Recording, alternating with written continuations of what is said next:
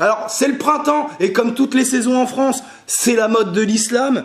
Alors, Decathlon a voulu sortir un hijab pour les femmes voilées pour leur permettre de faire du sport. Oh putain, les fachos, ça leur a fait chauffer le bocal. Ils étaient à ça de griller leur seul neurone. Et polémique nationale, carrément. Ils ont été jusqu'à menacer physiquement les employés de Decathlon qui, du coup, a reculé.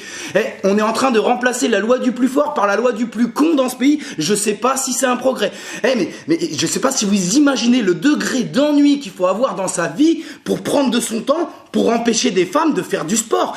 Moi, mon degré maximum d'ennui, je sais pas, je mets un reportage sur la BAC et je fume un ouinge, tu vois. Mais je veux dire, prendre de mon temps pour faire chier les autres sur un truc qui ne fait de mal à personne et qui n'a absolument aucun impact sur ma vie, mais ça m'est inexplicable comme le curling, ça. Inexplicable.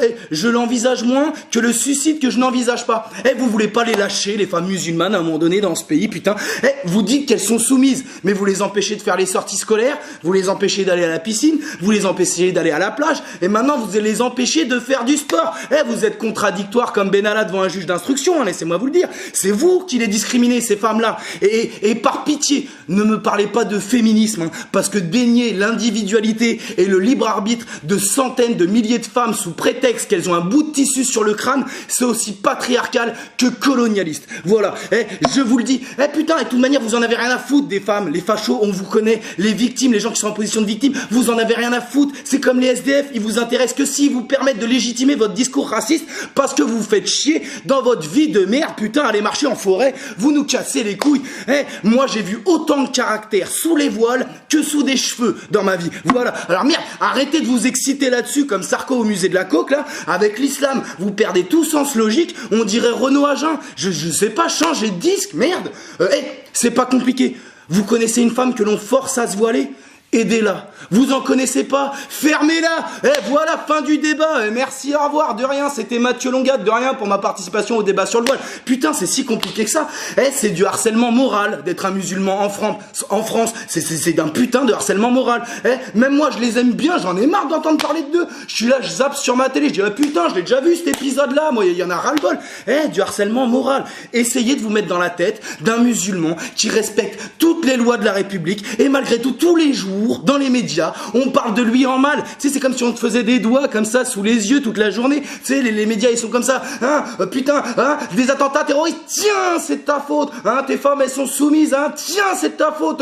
Ton livre saint, c'est de la merde. Tiens, ton prophète, c'est de la merde. Tiens, tu veux manger à quick. Tiens, tu veux faire du sport. Tiens. Wow. Vous les trouvez radicaux, les musulmans? Moi, je les trouve d'une patience d'ange. Voilà, je pense qu'ils faisaient des puzzles 2000 pièces quand ils avaient 8 ans, les mecs. C'est pas possible, ça. C'est absolument incroyable.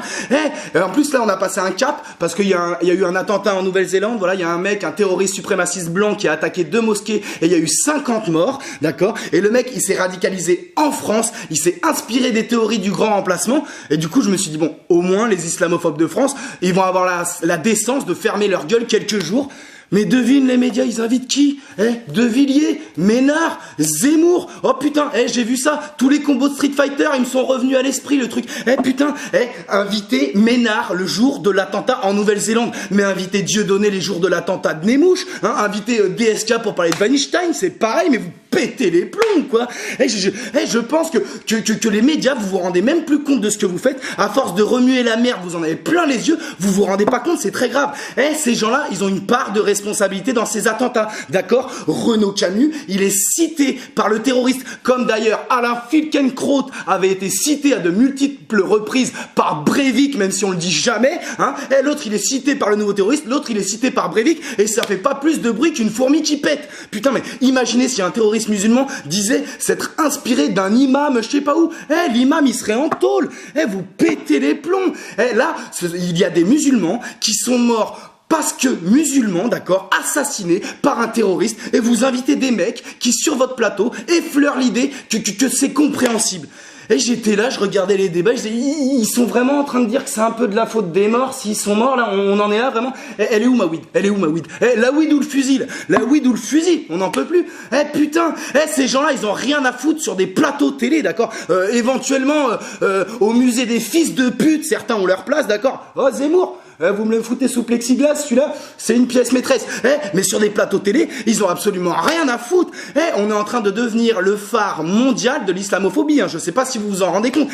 Regardez, au quotidien, écoutez, on vit tous ensemble. Ça se passe pas trop mal, je vous jure, ça se passe pas trop mal. Les Français, éteignez votre télé, allumez vos vies, s'il vous plaît. Il est grand temps, je vous jure. Alors également, gilet jaune. Alors Macron, en pleine forme, le mec, il veut rien.